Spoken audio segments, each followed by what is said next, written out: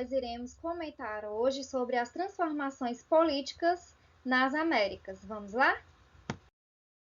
Nós temos aqui um mapa explicativo sobre a independência das 13 colônias, tá?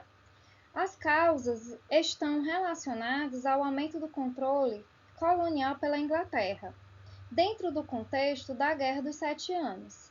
A Guerra dos Sete Anos foi uma guerra travada entre França e Inglaterra. A Inglaterra saiu vitoriosa, porém ela queria repor todos os gastos com essa guerra.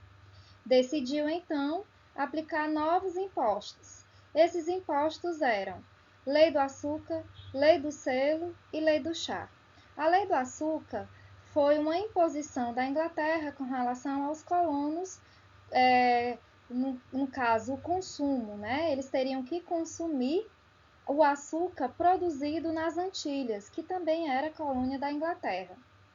A Lei do Selo, tudo que fosse divulgado internamente dentro das colônias teria que ter o selo real.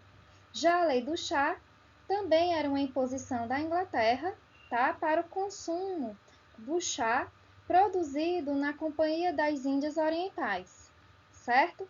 Bom, os colonos não gostaram da imposição da Lei do Chá e fizeram um protesto, que ficou conhecido como a Festa do Chá de Boston.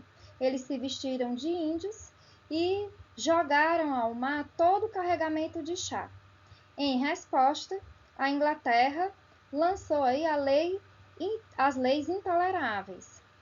No caso, interditou o porto de Boston, mandou tropas reais e proibiu reuniões, certo?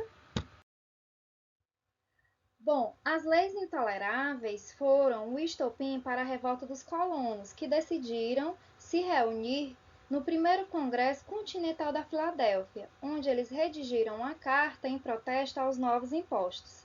A coroa inglesa decidiu mandar mais tropas reais. Diante disso, os colonos decidiram se reunir no segundo Congresso Continental da Filadélfia, daí emitiram a Declaração de Independência.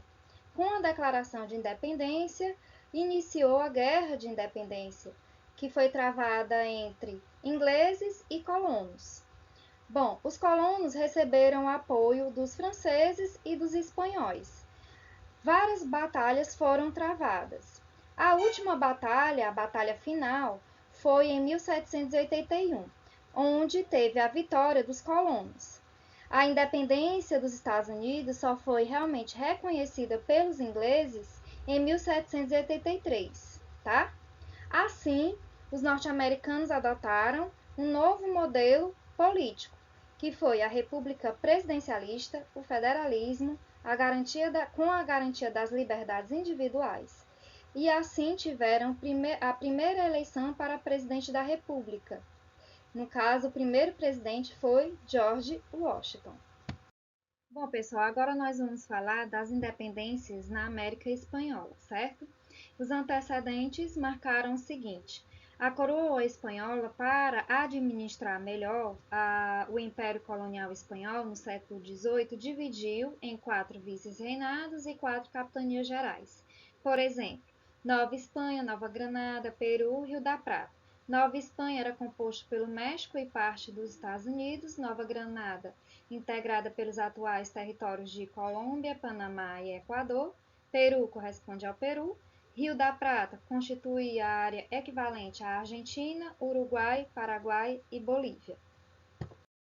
Bom, vamos falar agora sobre as causas das independências das colônias da América Espanhola, certo? Primeira causa foi quando as elites crioulas passaram a serem influenciadas pelas ideias iluministas e também por conta que elas estavam reivindicando por maiores participações políticas e nas decisões políticas da América Espanhola, certo?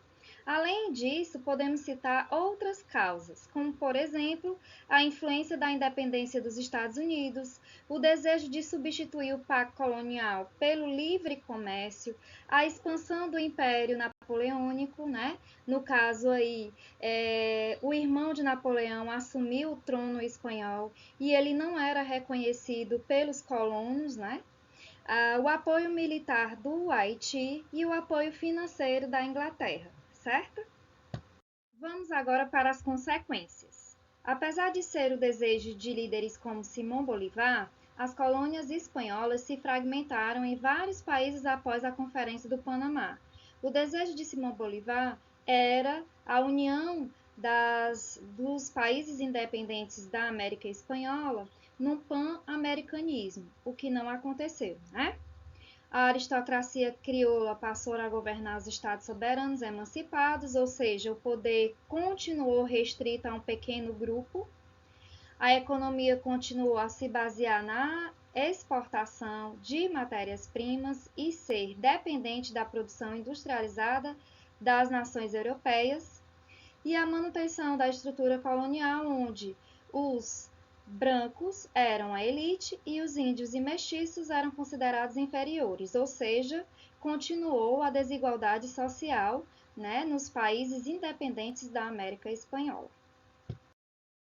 Bom, pessoal, essa foi a nossa aula sobre as transformações políticas nas Américas, certo? Espero que vocês tenham gostado. Beijos e tchau!